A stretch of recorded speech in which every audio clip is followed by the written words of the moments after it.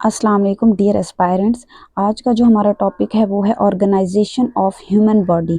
हमारी बॉडी के अंदर कौन से ऐसे लेवल्स हैं जिनसे मिलकर हमारी बॉडी ऑर्गेनाइज हुई है। ठीक है, आज हम वो देख लेंगे। 4 टाइप्स के ऐसे लेवल हैं जो जिनसे मिलकर हमारी बॉडी बनी है। बेसिक ये 4 हैं। ठीक है, सबसे पहले सेल्स, देन टिश्यूज़, फर्दर उससे ऑर्गन्स एंड उससे फर्दर जो है वो ऑर्गन सिस्टम बना है। ये इन्होंने ऑर्गेनाइजेशन की पूरी जो है वो एक स्ट्रक्चर दिखा दिया है कि इस तरह से हमारा पूरा एक ऑर्गेनिज्म बनता है। फर्स्ट ऑफ ऑल यहाँ पे उन्होंने बताया है कि किस तरह हमारी बॉडी ऑर्गेनाइज्ड होती है। सबसे पहले एटम बनता है, देन मॉलिक्यूल, देन सेल, फिर टिश्यू, देन ऑर्गन, फिर ऑर्गन सिस्टम और फिर ऑर्गेनिज्म। सबसे पहले हम देख लेंगे सेल। बेसिकली सेल क्या है? The smallest unit that can live on its own and that makes up all living organism and the tissues of the body। ये एक ऐसा यूनिट है जो अपने बिहाफ पे जो है वो जिंदा रहता है और जो है हमारा पूरा लिविंग ऑर्गेनिज्म जो है वो सेल की बेस पर बन रहा होता है। हमारा पूरा लिविंग ऑर्गेनिज्म जो है वो ये बना रहा होता है और जितने भी हमारी बॉडी के टिश्यूज हैं वो सेल से मिलकर बनते हैं। फर्दर आ गया tissues, a group or layer of cells that work together to perform a specific function। Cells का ऐसा ग्रुप या ऐसी लेयर, एक आप कह सकते हैं एक जो है वो एक टाइप के टिश्यूज होते हैं जो कि क्या करते हैं, एक साथ काम करते हैं और एक स्पेसिफिक फंक्शन परफॉर्म करते हैं। उन्हें हम कहते हैं टिश्यू। फर्दर आ जाते हैं ऑर्गन। ऑर्गन जो है वो लैटिन वर्ड से निकला है ऑर्गेनम से। ठीक है, जिसका मतलब है इंस्ट्रूमेंट या टूल।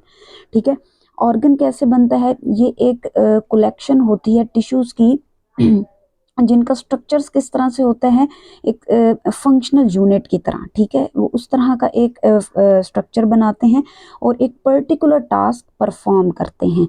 जैसे कि आप कह सकते हैं हमारी बॉडी में ऑर्गन है, हमारा हार्ट, हमारे किडनीज, हमारे लंग्स। ठीक है, ये ऑर्गन की एग्जांपल्स हैं। ठीक है, ये इस तरह के हमारा हार्ट स्पेसिफिक है कि हमारे हार्ट में ब्लड प्रोड्यूस करना है। हमारी बॉडी का और कोई पार्ट जो है या और कोई लेवल इस तरह का नहीं है जो कि ब्लड प्रोड्यूस कर सके, तो एक पर्टिकुलर फंक्शन उसे दिया गया है। किडनीज जैसे हमारी बॉडी में फिल्ट्रेशन का काम करती हैं, तो ये हमारी बॉडी का और कोई पार्ट नहीं कर सकता। लंग्स जिस तरह से हम ऑक्सीजन ऑब्जर्व करते हैं, हमारा जितना रिस्पायरेशन का अमल होता है वो लंग्स के थ्रू होता है। तो ये इसमें हम सिंगल ऑर्गन इन्वॉल्व करते हैं। फिर आ जाते हैं ऑर्गन सिस्टम।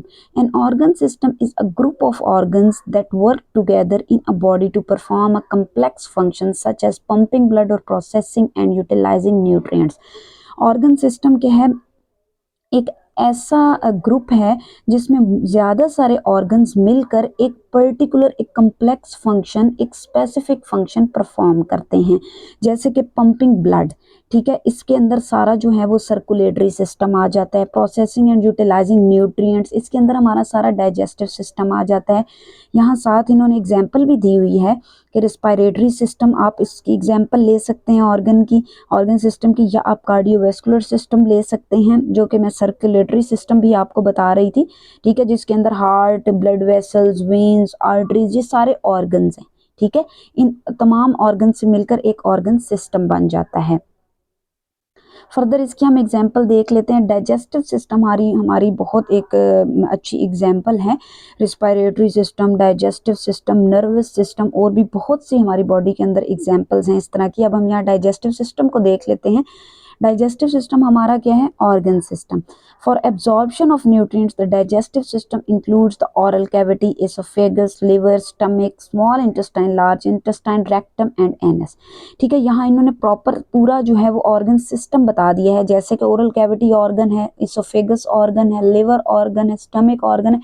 ये तमाम जो ऑर्गन है इन सब से मिलके हमारा एक ऑर्गन सिस्टम बनता है जिसे हम कहते हैं डाइजेस्टिव सिस्टम। ठीक है, मुंह से हमारा आगे सांस की नाली में जो है वो खुराक की नाली में हमारा खाना जाता है इसोफेगस में, फिर आगे लिवर उस पे जो है वो जूसेस प्रोड्यूस करता है, देन हमारे मैदे में चला जाता है, फिर हमारी स्मॉल इंटेस्टाइन, फिर हमारी large intestine, then rectum and anus. जो हमारी बॉडी में ऑब्जर्व होना होता है वो एब्जॉर्ब हो जाता है, बाकी जो है वो हमारी बॉडी जो है वो स्पिट कर देती है। जी डियर एस्पायरेंट्स, आज का हमारा टॉपिक इतना ही था। अ, अगर आपको कोई भी क्वेरीज हैं तो आप लोग मुझे कमेंट्स में शेयर कर सकते हैं। Thank you.